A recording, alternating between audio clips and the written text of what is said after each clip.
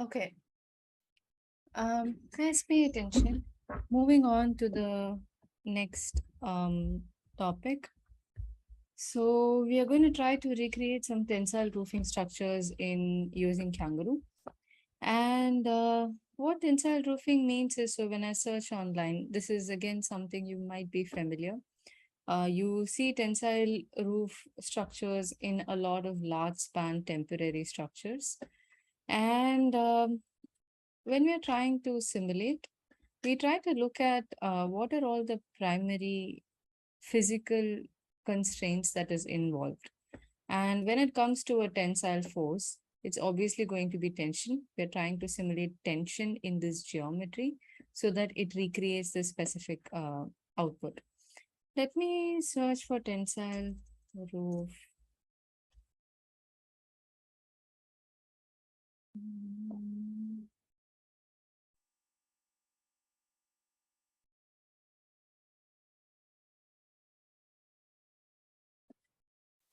Okay, so let's take something of this sort or this sort, right? So something along these. So let's take something simple like this. The same exact algorithm applies for every single example that you are seeing here. There's not really any difference for any kind of tensile roof you're seeing. The difference comes in terms of where you're positioning the anchors, and also it is in terms of what is the shape of the roof. Apart from that, everything remains exactly the same. So let us take this one as an example. I'm going to assume that it's a hexagon in shape and a few points are at a different anchors. So let us go to the grasshopper simulation. And again, let me disable this. And okay, so let us create a hexagon polygon. Number of sides is 6, something like this. And I want a surface here. So let's do a planar SRF and switch it to the shaded mode. So as always, the first step is to import the geometry. I'm going to import it as a surface. Right click, set on surface, select the surface. As soon as I do that, I need to convert it into a mesh. We'll try a mesh surface if it is working. Um, but again, the quad faces are not ideal here. You can see it extends beyond the edge. So let us just try a mesh prep. It will help us get a more closer result to this. And in settings, let me add the minimum and the maximum edge length. Right now, I think the minimum maximum is more than 10. Let's maybe give minimum as 4 and the maximum as maybe, yeah, I think 4 is pretty good. Maybe let's reduce this a little. Okay, I think 2 to 4 looks good for the scale of the surface I have here. Now, once it is done, the first thing we are going to do is we are going to try to make it similar to a tensile membrane. And to recreate tension, you need to have forces acting in two opposite directions. So tension is basically the opposite of compression. Like compression is pushing towards, like you have an object like this, and the force is acting towards the object like this. You call this as compression. Tension is the absolute opposite. The force acts away from it. So it tries to stretch and expand, and it basically tries to expand from the original size. So the forces need to act on the two opposite directions. And how we are going to recreate tension here is, one, the roof is going to be elastic in nature. So it tries to shrink to its original form. Two, the anchor points will pull the corners outwards like this. So the anchor points pulling the corners outwards and the roof trying to shrink inwards, they tend to act in opposite direction and try to simulate a tension in here. This is exactly what we are going to try and recreate. Let's take this for example. Uh, to create an elasticity inwards, I'm going to use the edge length, anything to do with the elasticity in terms of shrinking or expanding. Most likely you would be using edge length. I'm going to give the mesh in here, leave the strength as it is for now. And the length factor is something very important in edge length. We haven't used it till now, but how length factor works is it basically specifies what is the length of each edge after it becomes a spring. So when you're converting or when you're working with edge length, there are going to be two things you're specifying. One is the geometry that needs to behave like a spring. So the line segment I have annotated here, assume that it's one of the edges of a mesh, and that is the object or that is the geometry we are specifying as it should act for the spring. Second is the length of this line segment when it behaves like a spring. So when it behaves like a spring, you can tend to shrink it down. So that way, let's say the original length is X. The shrunken length will be 0.5x or anything less than the original length. Or you can choose to expand it. If you're choosing to expand it, it will be more than one. So it will be 1.5 times x or 10 times x or how much ever you want. So basically, the length factor specifies that you're specifying what should be the length assigned to every single edge when it becomes a spring. In this case, we want it to be shrunken because we're trying to simulate tension. We want the edges to be pulled inwards and the anchor to be pulled outwards. So we are trying to shrink it down here, which is why the length factor, I'm going to give something less than 1.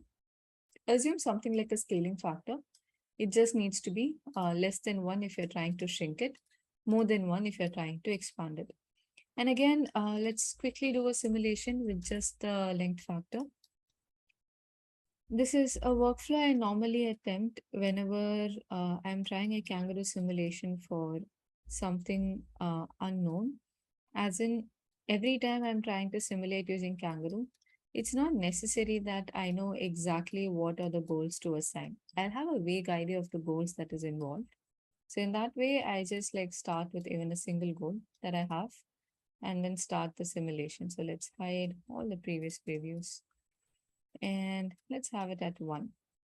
When it's at 1, it retains the same exact shape. Every time I reduce the length factor, shrinks down a little. Again, reducing, it keeps shrinking down smaller and smaller. And when it's at 0, it completely becomes a point because there's no longer a length assigned to it. So let's just reset it to the original one. The immediate next thing which is necessary for a tensile structure is anchoring. I want all the corners to be anchored. So what I'm going to do is I'm going to find the mesh corners. And we give the mesh, gives us the corners. I'm going to anchor it, just specify it as the point, connecting as another goal. And now if I try to reduce the length factor, you can see the anchors are considered and it is being pulled inwards like this. And it works for any kind of geometry. You can even have a different kind of mesh. Most of the tensile roof will have a quad mesh, something like this. So even for a quad mesh, you can try it and it'll give a very similar result. All right, so now I have shrunk it down too much. Let's just shrink it a little bit, maybe 0.4 or 0.5 like this. And we have a form that looks something like this. Let's put it to perspective. I also want to see the mesh. So I'm going to add a show goal to the mesh and connecting it here. You can see its preview is visible. Let's hide everything else except the final mesh that is there. And hiding everything else here. That's it. So this is the basic tensile mesh. Now, the next thing we are going to do is we are going to change the position of the anchor points. Every single tensile roof that you're seeing, take this one for example. These 4 points, that is this one, this one, this one, and this one, you can see they are in the same level. And these two opposite set of points are raised to a higher level. So you can see that the position of the anchor points are not always the same. There is a change in the position of the anchor points, which is what we are going to attempt next. Again, it's something common you observe in every single example. So what I'm going to do is I'm going to select 4 out of 6 points and change the position in terms of height. So to do that, there are 4 mesh corners. Let's switch on the point list. Again, these things that we're doing with anchors, you do it using simple grasshopper algorithm. You don't have to use anything related to kangaroo. It's just like when you're working with some points to anchor, you just manipulate it with some basic grasshopper algorithms. So I'm just switching on the index numbers. I want to change the position of index number 0, 5, 2, and 3. So let us do a list item, plug it in. And after that, I'm going to list 0, 5. Okay, let's list 0, 2, 3, and 5. Let's just go in the descending order like this. And once I have listed everything, I'm just going to move it to a random height using the move component. Let's give Z factor. The height, let's give maybe 25, plug it in.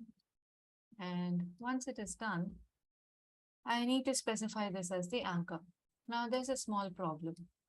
The point that you anchor should always be a particle, that is an existing vertex can only be the point. If you give something else, it does not get recognized. Look at the points I have selected and move. Those are the points I have given to anchor. It's not even recognized. It's mandatory that any point you give, it has to be an existing vertex. So what I'm going to do is these points, I'm going to give it as a target. But when you do that, it is important for the index number or the data matching to work correctly. Pay attention closely to this part. It's going to involve some data matching logic, so can get a little confusing here. I'm going to switch on the point list for the move component as well. The output of move, I'm going to select the or switch on the index numbers using point list. Let's reduce the size a little, seems too big. Okay. Look at the index number of the points at the bottom. 0 is in the same position, it's moved. 1 is in the same position. 2 is moved to index 1, 3 is moved to index 3, 4 is here, and 5 is moved to the new location. So what I have to do is, when I'm giving the target points here, I need to make sure how many of the points are anchored. Like if there are 6 points I have given to anchor, number of point to target should also be the same. How it will target is index number 0 targets to index number 0 again. Point 1 targets to 1. Point 2 targets to 2. Point 3 targets to 3. Whatever is additional gets targeted to the last item. So exactly like how data matching works. Same way anchoring also works. How many points are there? That many targets should be there. You need to remember that the index number of point goes and sits on the index number of target. So what I'm going to do is I'm going to create a new list of points where the moved point is 0, 1 is here, 2 is moved, 3 is moved, 4 is in the same location, and 5 is moved like this. I need to create a new set of index numbers of 6 points where 1 and 4 remains the same. 0, 5, 2, and 3 is moved to the new location. What I'm going to do is I'm going to use this component called as replace list. So replace items. It's going to input a list of points, which is this one. I'm going to replace it with these move points, which is this one. And I'm specifying what are the index numbers to be replaced at. So this is the original list. From this original list, I'm going to replace a few points. And the points I'm replacing with are the ones I'm selecting now. Like whichever points I have moved, I'm replacing it with these points. I now need to specify what are the index numbers that has to be replaced using the points I have selected right now. I want the index number 0 to be replaced. I want the index number 2 to be replaced. So this is 0. Yeah, I want index 0 to be replaced. I want index 2 to be replaced. I also want index number 3 and 5 to be replaced. So the same thing that we gave earlier for list items, same numbers go in here. And as soon as I do that, look at the output of replace list. 1 and 4 is in the same place. Rest of the points are selected with the moved ones. And look at the index numbers. 0 now is the moved version. 1 is the same position. 2 is the moved one. And if I minimize this, you will notice that 3 is moved, 4 is same, 5 is moved, something like this. So let me now use this as the target. You can see we get exactly what the tensile roof is looking like. And now you can start changing the parameters again. So if you feel like the elasticity is not enough, you can reduce it, something like this, and it will give you a more tensile roof. I think the reference image was using an octagon, but you kind of get the overall idea. I'll repeat the logic of tensile roof once again. In terms of goals, you have only two main goals that will create tension: an edge length with a smaller length factor, so it shrinks. If it is by default, it's 1, it will remain the same length in here. So the length of the edges won't change and the tension won't be existent. So make sure that the length of the edges is something less than 1. So the roof tries to shrink while the anchor points that we have given tries to pull it out like this. Second goal is to have anchors, so it creates the tension in here. Show goal is just to see the mesh. Now, when you're giving the anchors, we just use the slight grasshopper algorithm where the initial set of anchors in the point input is the corners of the mesh. So the point given is initially the corners of the mesh, whereas the target is a few points in the corners that has been moved. When you're moving the points, make sure when you give it as the target, index numbers are properly set. That is, the point that is moved should replace the original points that is in the actual list, which is why we have used a replace item here. Try it out. And again, replace item is not necessary. If you find this confusing, you don't really have to use replace items. You can even do for the move like an individual list item and do a merge where you select 0 in here and it's merged first. Then the 1 is from the original corners, 2 and 3 is from the move corners. You can do that too. But basically the idea is you need to have a set of points where the index numbers match with the original point. Either it has to be same location or it has to be the moved point like this. Try it out. Any questions? You can go ahead. I'm just going to pause the recording for practice. It's about 8:25. And again, feel free to recreate any example. You can try quads.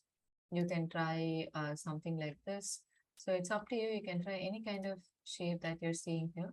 Differences would lie in the shape of the roof and the anchor point you specified. Apart from that, there's not going to be any difference in the basic algorithm logic here.